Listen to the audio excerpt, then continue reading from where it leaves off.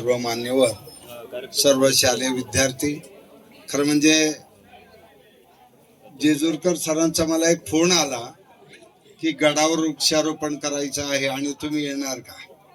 आता धावपळ खूप असते. महिन्याला मी कमीत कमी 3 ते 4 हजार किलोमीटर प्रवास करतो.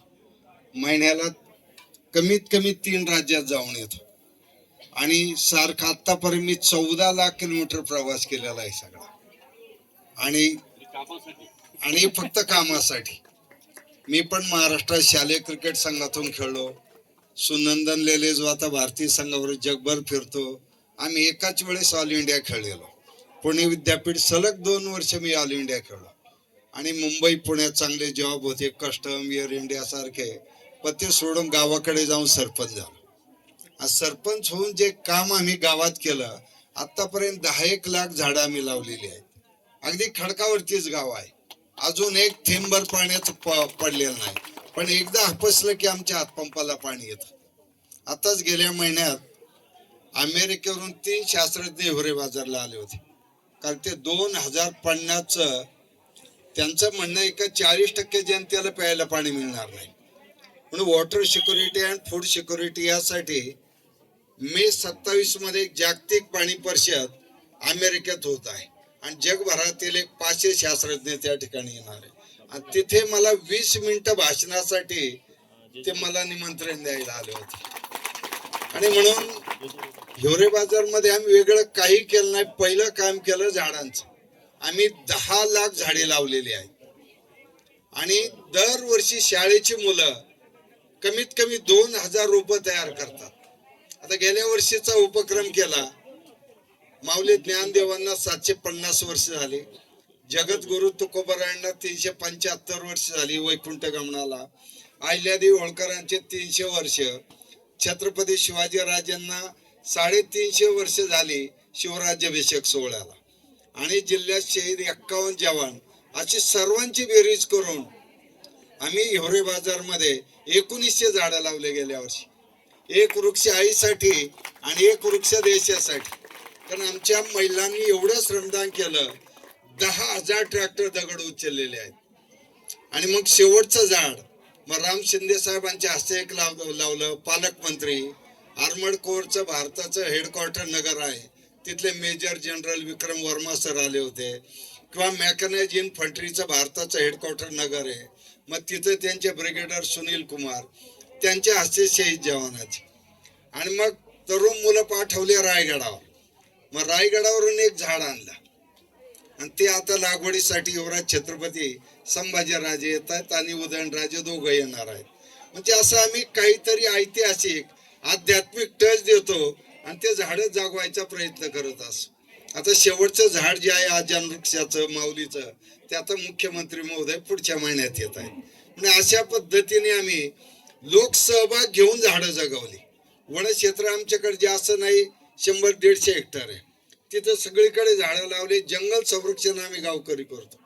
आणि रस्त्याच्या कडेने शाळेचा कॅम्पस एवढं छान केलेलं आहे की तिथं आता फक्त वाघ येणं बाकी आहे आमच्याकडे. मोर खूप मोठ्या संख्येने आले. तर एक आहे की आपण सर्वांनी मिळून प्रयत्न केला तर अडचण येत नाही काही. आता गेल्याच आठवड्यात मी एका लेक्चरला गेलो होतो गेल्या महिन्यात. पोलीस अकादमी जे नाशिकचे आहे ते 1000 PSI आणि 69 DYSP होते. 2.5-3 तास मी बोललो. आणि जेव्हा डायरेक्टर साहेब मला म्हणले की मी ते पाहिलं पोलीस अकादमीचा कॅम्पस सगळ्या सुबाबळी निलगिरी असा जुना आहे. मग तिथे आम्ही त्यांना 250 एकराचा पूर्ण प्लॅन करून दिला. आणि आता त्या 250 एकरावर जुनी ती, कारण सुबाबूळ, निलगिरी, ग्लेरी शेडिया यांनी माती थांबवली, फक्त डोंगर हिरवे केले. पण आपली परिसंस्था कोलॅप्स झाली पूर्णपणे, ज्याला इकोसिस्टम आपण म्हणतो. कारण तिथं पक्षी प्राणी सगळं आलं पाहिजे. आणि ते जर आलं नाही तर ते आपण डेड फॉरेस्ट तयार करतो. आणि म्हणून तिथे आपण मदत करतो की बाहेर आता आमिर खान ज्यावेळी पाण्याचं काम सुरू करायचं, अख्खा दिवसभर त्यांच्या घरी त्यांनी मला बोलवत.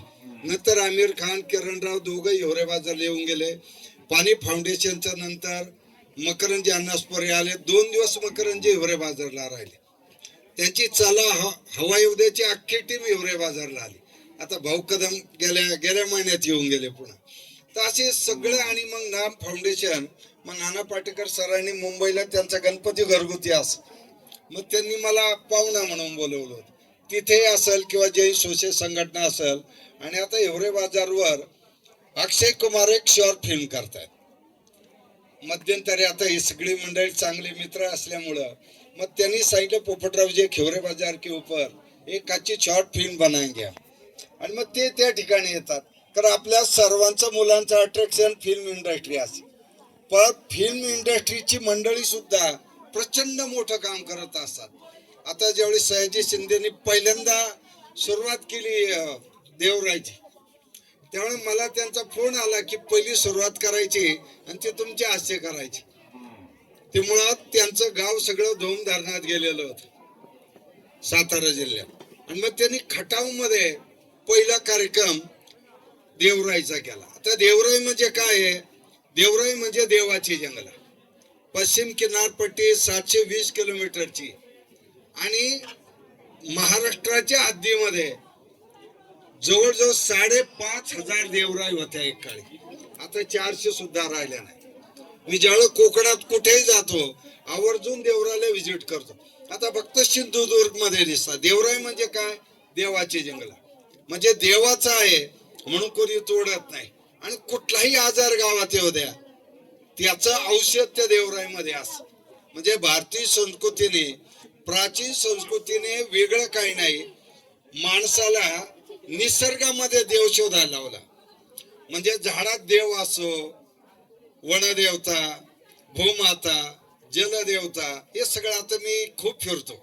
अख्ख्या भारतातल्या सगळ्या महत्वाच्या नद्या जेवढ्या आपल्या मंगलाष्टकात आहेत तिथपर्यंत जाऊन आलो. सरस्वती नदी 3,500 वर्षापूर्वी अंडरग्राऊंड झाली. ती पण आपल्या लग्न सोहळ्यात शुभाशीर्वाद आले.